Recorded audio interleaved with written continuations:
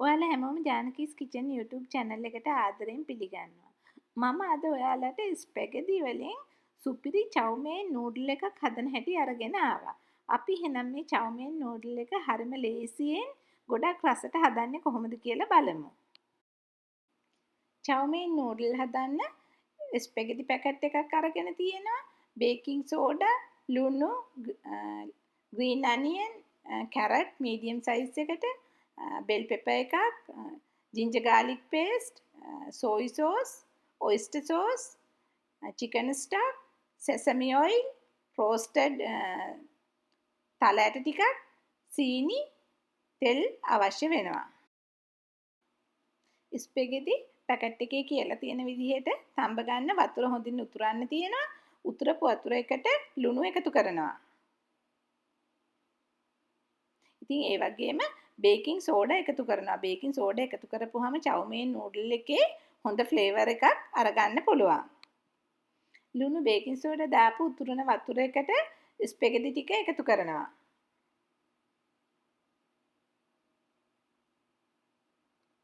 විනාඩි 7-8ක් වගේ ස්පැගටි ටික තැම්බෙන්න තියෙනවා.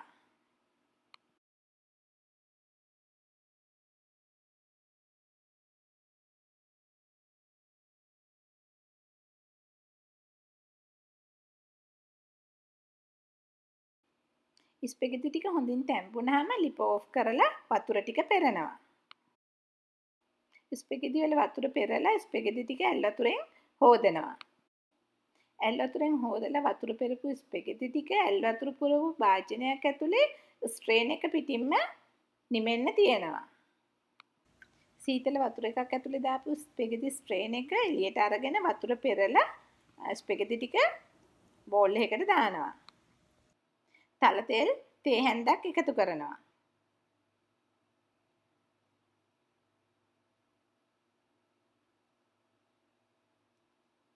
ස්පැගටි ටිකේ තල තෙල් හොඳින් තවරනවා. chow mein noodle එකේ ඉතුරු ටික හදනකම් ස්පැගටි ටික වහලා තියෙනවා. ලුණු කොළ වල කොළ පාට ටිකත් සුදු පාට ටිකත් වෙන වෙනම කැපුවා. කොළ පාට ටික ගානිෂ් කරන්න අර ගන්නවා. සුදු පාටට කපපු ටිකෙන් කොටසක් බෝල් එකකට දානවා සෝස් එක හදන්න.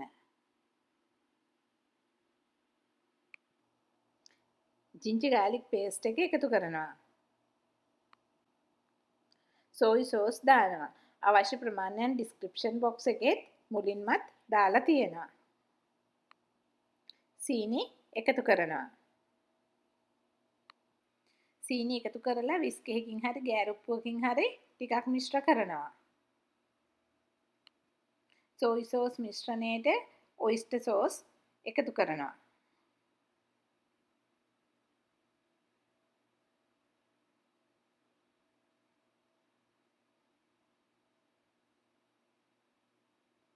chicken stock එකනොත් එකතු කරනවා.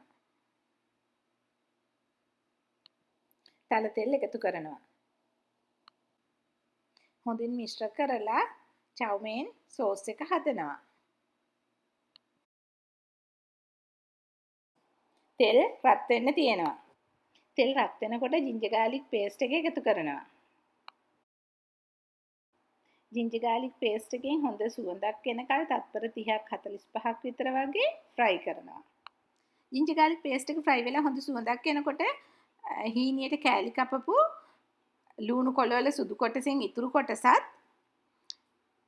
දිගට කෑලි කපපු carrot, bell pepper එකතු කරනවා. වහන්නේ නැතුව ඇරලා මිශ්‍ර කරමින් low heat එකේ carrot ටිකත් bell pepper ටිකත් යන්තමට තැම්බෙනකන් තියෙනවා.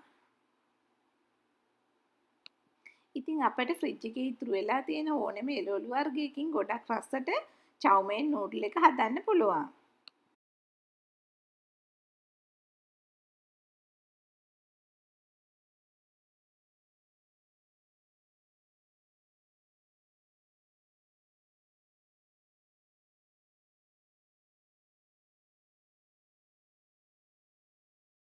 හැන්දෙන් තද කරනකොට එළවලු යන්තමට කැඩෙන ප්‍රමාණයට එනකොට ස්පැගටි ටික එකතු කරනවා.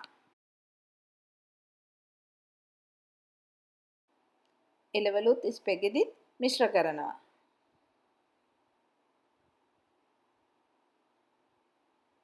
අපි අර කලින් හදපු chow mein sauce එකත් එකතු කරනවා. chow mein sauce එක එකතු කරලා හොඳින් මිශ්‍ර කරනවා.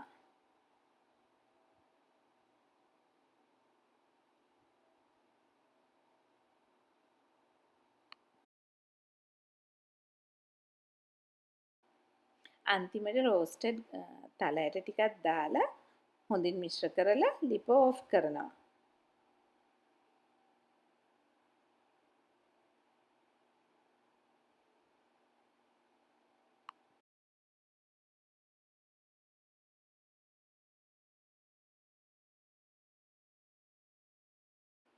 chow mein noodle එක තසිමකට දාලා අන්තිමට කෑලි කපපු ලුණු කොළ වලින් ගානිෂ් කරනවා. ගෙදර ඉතුරු වෙලා තියෙන එළවලු කීපයක් දාලා ගොඩක් අඩු වෙලාවකින් ගොඩක් රසට මේ වගේ chow mein noodle එකක් හදන්න පුළුවන්. ඉතින් ඔයාලත් මේ වගේ chow mein noodle එකක් try කරලා මේ වීඩියෝ එකට කැමති නම් like එකක් දාලා comment එකක් දීලා ජානකීස් kitchen එක subscribe කරලා නැත්නම් subscribe කරලා ඒ ළඟින්ම තියෙන පුංචි bell icon එක click කරොත් ඔයාලට මේ වගේ අලුත්ම වීඩියෝ බලා ගන්නත් පුළුවන්. අපි ආයෙත් මේ වගේ අලුත්ම වීඩියෝ එකකින් හම්බ වෙමු. ඔයාලා හැමෝටම සුබ දවසක්.